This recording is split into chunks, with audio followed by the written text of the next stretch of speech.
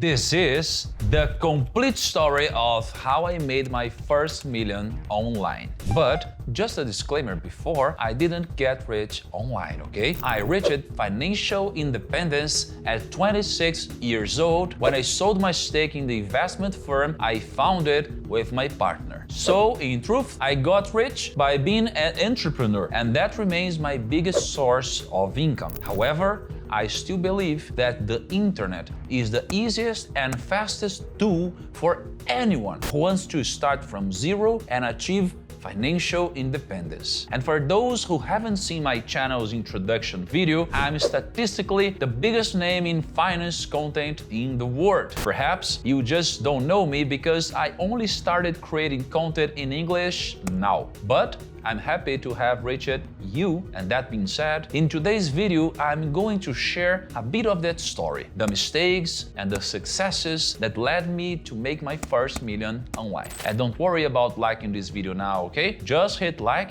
at the end, and only if you find it interesting and valuable, and leave a positive or interesting comment. Okay, first part, the beginning of my journey. While reading Napoleon Hill, the greatest scholar on wealth in history, I decided to do something similar to what he did. I went to the most successful people in the world to understand the source of their wealth in an attempt to continue Napoleon Hill's work. I recorded a documentary. I even slept at the house of the CEO of Walmart in Latin America, and the name was The Wealth Code. Economics is about the way people cooperate and coordinate and compete with each other. So economics is the study of how human beings behave almost all the time when they're not alone. And so economics has a lot to say about the world. I spent $500,000 and I earned almost nothing. And here's a little spoiler about the end of the story a few years later. I made a lot of money with that documentary, included it as a bonus in all my training courses. Had followers say it was one of the best pieces of content they'd ever seen. And however, the launch of the Wealth Code was a failure. At that moment, I learned a valuable lesson. You don't need to have a crazy idea to succeed in the digital space. A well-executed, simple idea works. And I decided to apply a very valuable concept in all my subsequent launches, which is the MVP, the minimum viable product. Let me explain. Before diving in headfirst, you need to create a product at the lowest possible cost and test its performance. Study it, look at the results, and this applies to a digital product, a physical product, or even a company. It's like this. Instead of jumping headfirst into the pool, dip your toe in slowly. Even if you know how to swim, it makes a big difference and helps you avoid mistakes. Was the product validated? Did you have people interested? Was the feedback good? Make the necessary adjustments and then scale your results. Moving on to the second part of the video, I didn't give up after the failure of the Wealth Code. I started over the right way. I became an investment advisor, and I already knew how to teach people to make better investment decisions here in my country. And it is exactly at this moment that I teach you the biggest digital advantage you need to know before starting online, so you understand what you're investing in. Listen to me. A teacher who only works in person will never get rich. It's a very genuine and respected profession, but there are some problems. There is a physical limit in a classroom, meaning you can only have a certain number of students. Large classrooms can only hold at most 200 students, and that's it. Not everyone in the classroom actually wants to learn. Most are there because their parents made them. And as an investment advisor, it was the same thing. I could only make a limited number of calls per day, reaching only a very small number of people. And now, online, there are 2 points. You have infinite scale. You can reach a huge number of people at once with just one video, one short, or one post, especially if you create products and content in English, which is partly why I created this channel. And the second point, you only teach those who want to learn. Online, there are infinite entertainment options, so people choose what they want to see. Nobody selects what they don't want. So I had to do 3 things. First, continue producing free content on social media to reach more and more new people. Second, offer my knowledge, my time, and my method to those who want to learn through a course in a more didactic and objective way. And third, deliver the best possible product so that people recommend the course to their friends and family. Because a satisfied client is the best marketing for any business. And of course, you also have to think about the content that pleases people the most. You can't choose to only talk about topics that interest you. To give you an example, let me tell you a story. When I was an investment advisor, the first educational product I sold was a training on private pension plans. It's not a sexy topic, it's very boring actually. The result?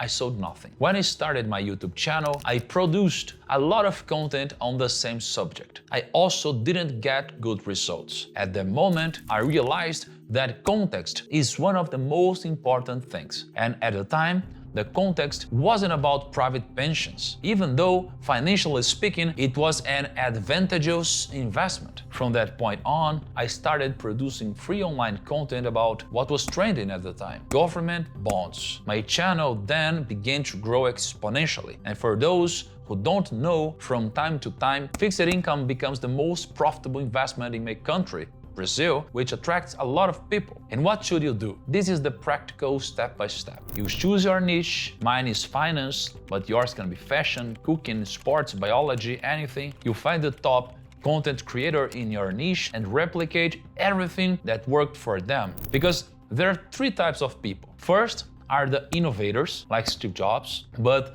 they're one in a million, and probably you aren't that guy who has a brilliant idea every week. Second, the copycats. They're plagiarists, and you shouldn't do that because they never grow, because they never add anything new or valuable. And third, the improvers. They take a good idea and turn it into something even better. That's the approach you should take. If you want to create cooking content and the most watched video is 3 ways to make pizza, you could make a similar video with an extra twist. 3 ways to make pizza in under 10 minutes, for example. That's the basics. Now we can move on to the third part, because here's where I learned to amplify my results. There are various ways to sell. The first is the wrong way: selling at any cost. Understand once and for all that selling is not about forcing the sale. Selling is about creating flow. It's not worth sacrificing the long term to achieve short-term sales. If you make an aggressive offer promising the world and then can't deliver, that customer will never come back. They won't be loyal and won't buy from you again. The second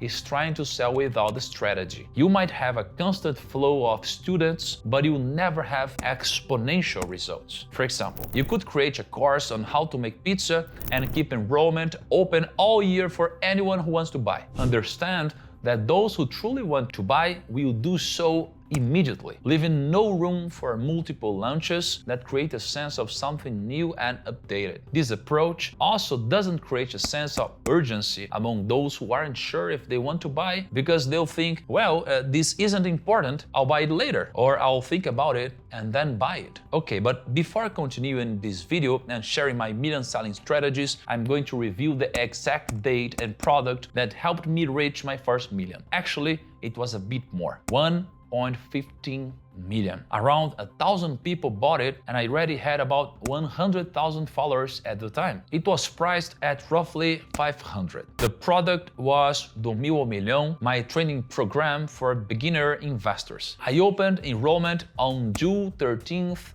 2018. It wasn't something extraordinary, a simple product, yet delivered with a very high level of quality and knowledge. I just took a camera, recorded myself guiding viewers step by step on how to start investing, and broke it down into modules. I also provided support materials and had a team to support my clients, and that was it. But the strategies that helped me sell so many right after open enrollment were this. So now I will show you the right way to sell, using strategies to boost your results. As I mentioned before, you have to use the scarcity strategy. Instead of keeping enrollment open all year, I always kept my finance training closed and only opened them a few times a year. This forces people to think twice before missing an opportunity when enrollment is open and allows me to choose when to generate revenue for my business. The second strategy is reciprocity. I've been creating 100% free content for many years. This not only reaches new audiences, but also creates a sense of gratitude